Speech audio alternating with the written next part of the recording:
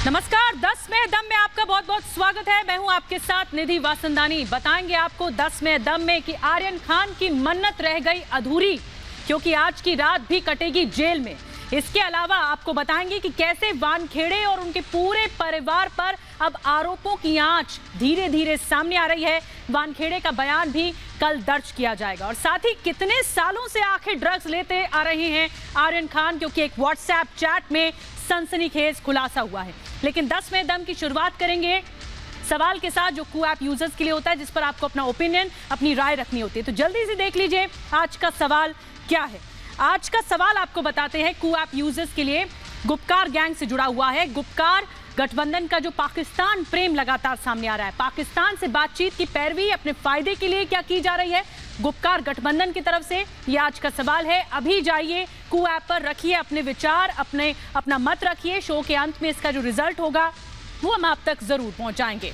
चलिए खबरों का सिलसिला आगे बढ़ाते हैं और 10 में दम की शुरुआत करते हैं आर्यन खान से। कहते हैं आने वाला जो कल होता है वो बहुत बलवान होता है, उम्मीदों से भरा होता है। तो तमाम गहरी दलीलों के बाद अब कल फिर आर्यन खान की बेल पर, जमानत पर सुनवाई जारी रहेगी। सभी तरह की दलीलें, हर एंगल से दलीलें रखी गई। मामले में कई मोड़ भी आते हुए अब दिख रहे हैं। लेकिन 100 बात की एक बात, क्या बॉम्बे हाई कोर्ट से आर्यन को जमानत मिलेगी या निराशा हाथ लगेगी, ये आने वाला कल बताएगा।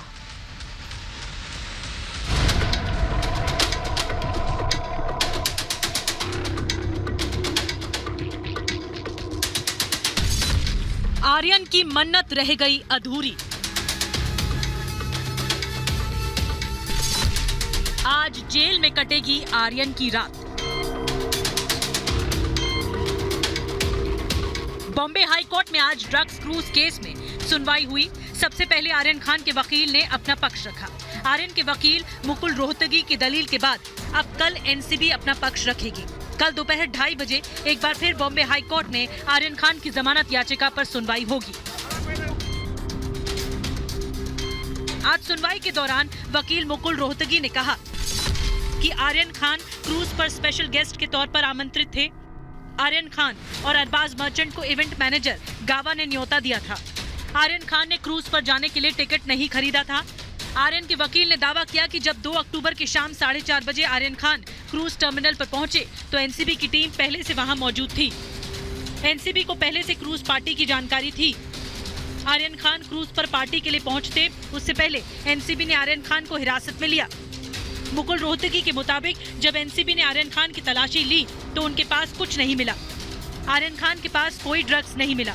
जो चरस मिली वो अरबाज मर्चेंट के जूते से बरामद हुई। अरबाज के पास 6 ग्राम चरस मिला, लेकिन इसका आर्यन खान से कोई लेना देना नहीं है। आर्यन खान के वकील लगातार एक के बाद एक दलील देते रहे। मुकुल रोहतगी ने आर्यन की गिरफ्तारी को गलत करार देते हुए दावा किया कि आर्यन खान पर कोई केस नहीं बनता है। बॉम्बे हाई कोर्ट में जमानत याचिका की सुनवाई के दौरान वकील रोहतगी ने कहा कि आर्यन खान पर गलत धाराएं लगाई गई हैं। आर्यन ने कभी ड्रग्स नहीं लिया और न ही आर्यन पर पुराना कोई केस है। बावजूद इसके आर्यन को बेवजह निशाना बनाया जा रहा है। सुनवाई के दौरान गवाह केपी गोसावी, प्रभाकर सैल का भी जिक्र हुआ। साथ ही समीर वानखेड़े और नवाब मलिक के बीच चल रहे विवाद का भी जिक्र हुआ। आर्यन खान के वकील ने दावा किया कि आर्यन खान का केस के बाहर चल रहे किसी भी विवाद से कोई लेना देना नहीं है। वकील मुकुल रोहतगी ने अपने मुवक्किल का बचाव करते हुए कहा कि आर्यन खान अभी युवा हैं, लेकिन कानूनी तौर पर अपराधी नहीं है। कोर्ट आर्यन को रिहैब भेज सकता है, लेकिन आर्यन को फिर से ट्रायल के लिए भेजने की जरूरत नहीं है। आर्यन खान की जमानत के लिए शाहरुख खान ने देश के सबसे दिग्गज वकीलों की टीम खड़ी की है। सतीश मानशिंदे और अमित देसाई की कोशिशों के बावजूद पिछले 23 दिनों से आर्यन खान जेल में बंद है। इसीलिए आज इस केस की जिम्मेदारी पूर्व अटॉर्नी जनरल मुकुल रोहतगी को सौंपी गई। आर्यन खान की जमानत के लिए आज बॉम्बे हाई कोर्ट में हर तरह की दलील दी गई। लेकिन कल का दिन इस केस में काफी अहम है, जब एनसीबी, नारकोटिक्स कंट्रोल ब्यूरो इस केस में अपना पक्ष रखेगी। दोनों पक्षों की दलील सुनने के बाद बॉम्बे हाई कोर्ट आर्यन खान की जमानत याचिका पर फैसला सुनाएगा। Bureau report, Republic Bharat. और इस बीच आपको बता दें कि समीर वानखेड़े वर्सेस नवाब मलिक के मामले में आरोपों की नई सीरीज आगे आ चुकी है। अब ऐसा लग रहा है ये मामला जो रिवेंज की लड़ाई है, बदले की भावना के तहत आगे बढ़ता हुआ दिखाई दे रहा है। अब समीर वानखेड़े के पूरे परिवार तक आरोपों की आंच पहुंच चुकी है। बेशक परिवार पलटवार कर रहा है, लेकिन कल समीर वानखेड़े का अब बयान दर्ज होगा।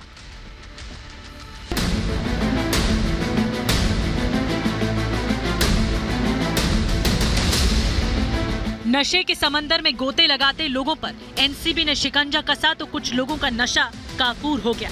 आरोप प्रत्यारोप का दौर शुरू हो गया। एनसीबी ने नशे में लिप्त लोगों की कॉलर पकड़ी तो एनसीबी के जोनल डायरेक्टर के कपड़ों पर ही कीचड़ उछाल दिया गया।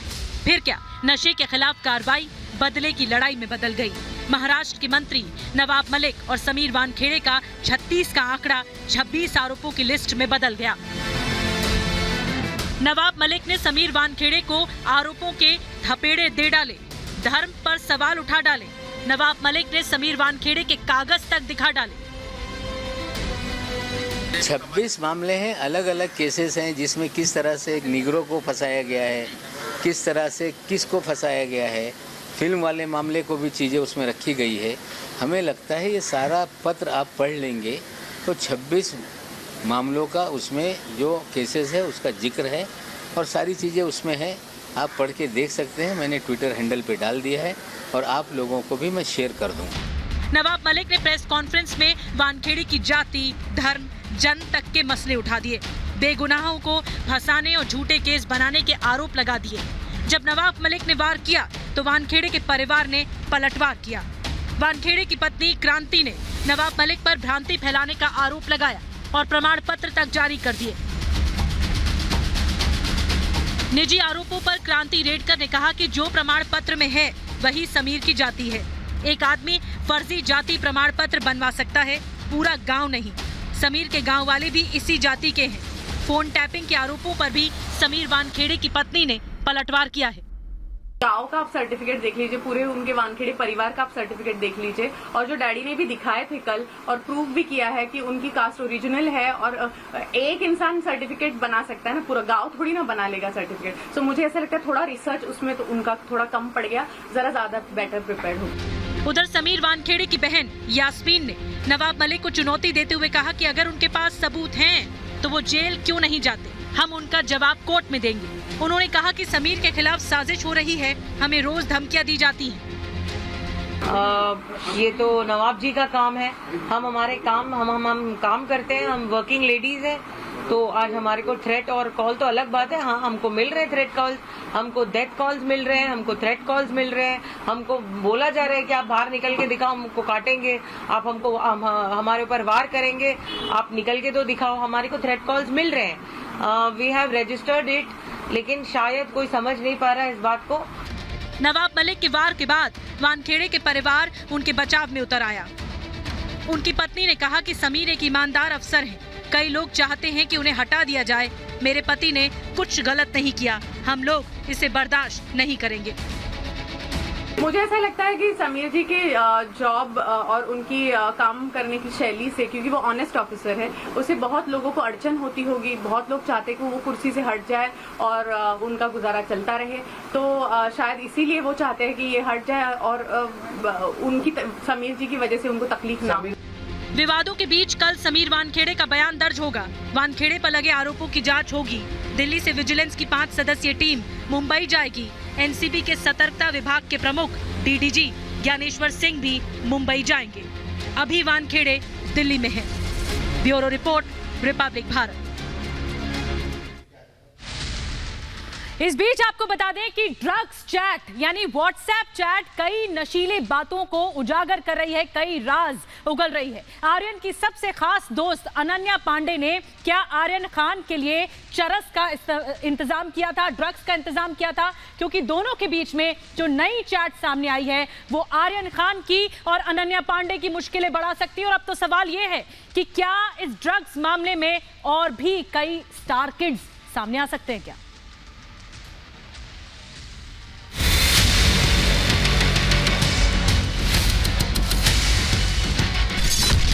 ड्रग्स केस में चैट का चक्रव्यूह।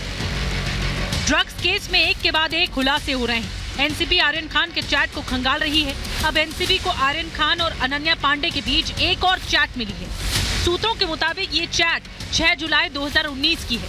इसमें दोनों चरस को लेकर बात कर रहे हैं। आर्यन जब वीड यानी चरस का जिक्र कर रहे हैं तो अनन्या कहती है कि इन दिनों इसकी काफी डिमांड है। आर्यन, वीड, अनन्या, हाँ ये डिमांड में है। आर्यन, मैं चुपके से तुमसे ले लूंगा।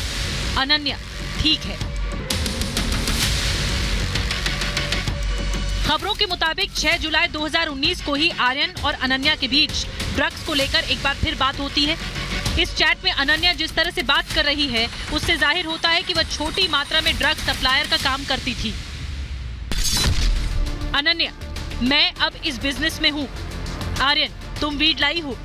अनन्या, मैं जुगाड़ कर रही हूँ। अनन्या, मुझे मिल रहा है। एनसीबी को आर्यन खान के फोन में इसी साल 18 अप्रैल का एक चैट भी मिला है। इसमें आर्यन कोकेन पर बात कर रहे हैं। आर्यन 18 अप्रैल की चैट में एनसीबी का भी जिक्र करते हैं। आर्यन, कल कोकेन लेते हैं। आर्यन, मैं तुम लोगों को एनसीबी से तबाह करने वाला हूँ। ये चैट्स आर्यन खान के फोन से मिले हैं। दिलचस्प बात यह है कि एनसीबी को इन ड्रग्स चैट में अनन्या पांडे के अलावा 3 और सेलिब्रिटी किड्स का नाम भी मिला है। एक और चैट में आर्यन खान अचित कुमार से बड़ी मात्रा में ड्रग्स खरीदने की बात कर रहे हैं। खबरों के मुताबिक आर्यन खान अचित से 80,000 रुपए का चरस खरीदने की बात कर रहे हैं। आज बॉम्बे हाई कोर्ट में आर्यन की जमानत याचिका की सुनवाई के दौरान भी अनन्या और आर्यन के बीच हुए चैट का जिक्र हुआ। आर्यन के वकील मुकुल रोहतगी ने दावा किया ये व्हाट्सएप चैट पुराने हैं। मुकुल रोहतगी के मुताबिक ये चैट साल 2018 से साल 2020 के बीच के हैं और इस चैट का इस साल 2 अक्टूबर को शुरू हुए क्रूज केस से कोई लेना देना नहीं है। आर्यन के वकील भी इस चैट को नकारने की बजाय इसे पुराना बता रहे हैं। साफ है आर्यन अनन्या के बीच ड्रग्स को लेकर चैट हुई थी। अनन्या पांडे से इसी को लेकर 2 दिनों में 6.25 घंटे की पूछताछ भी हो चुकी है। अनन्या से सोमवार को तीसरे दौर की पूछताछ होनी थी, लेकिन वह व्यक्तिगत कारणों से एनसीबी दफ्तर नहीं पहुंची। एनसीबी ने फिलहाल अनन्या को नया समन नहीं भेजा है। हालांकि समझा यही जा रहा है कि नए चैट्स के सामने आने के बाद अब अनन्या से आगे की पूछताछ इसी आधार पर होगी। Bureau report, Republic Bharat.